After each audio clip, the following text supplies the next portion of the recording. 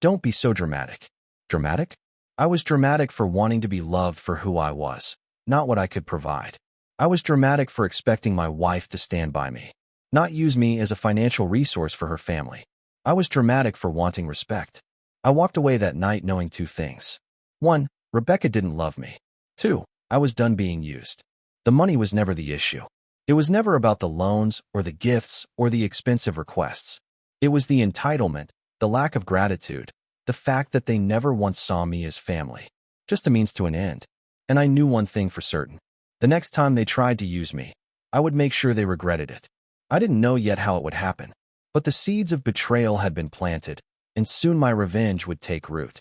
You ever wake up one day and realize that the person sleeping next to you isn't who you thought they were?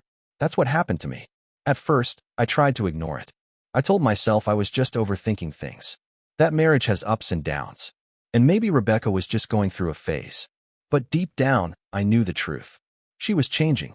Or maybe she had always been this way, and I was just now seeing it. Either way, the respect was gone. And when respect is gone, love doesn't stand a chance. The shifts were subtle at first. It wasn't like Rebecca woke up one morning and suddenly started treating me like I was beneath her. No, it happened in small, almost unnoticeable ways. Like the way she used to text me during the day to check in. But now days would pass without her even bothering with the way she used to brag about me to her friends, telling them about my work, my business, my success. Now, when someone asked what I did, she'd roll her eyes and say, "Oh, something with computers, morning tech stuff." I wasn't a husband anymore. I was a background character in her perfect little life. And when her family was around, it was so much worse. The public embarrassments began. I still remember the first time Rebecca humiliated me in public. It was at a charity gala, one of those stiff, overpriced dinners where rich people pretend to care about causes they barely understand. I was standing next to Rebecca when one of her father's business partners approached us.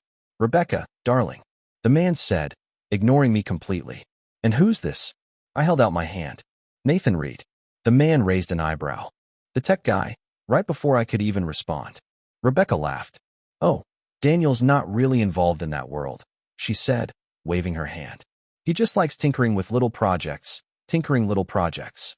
I had just signed a multi-million-dollar deal with a Fortune 500 company, and she made it sound like I was fixing printers in a basement. The man chuckled and turned away, moving on to someone else. Rebecca didn't even notice the way my jaw clenched. Or if she did, she didn't care. To her, making me look small was effortless.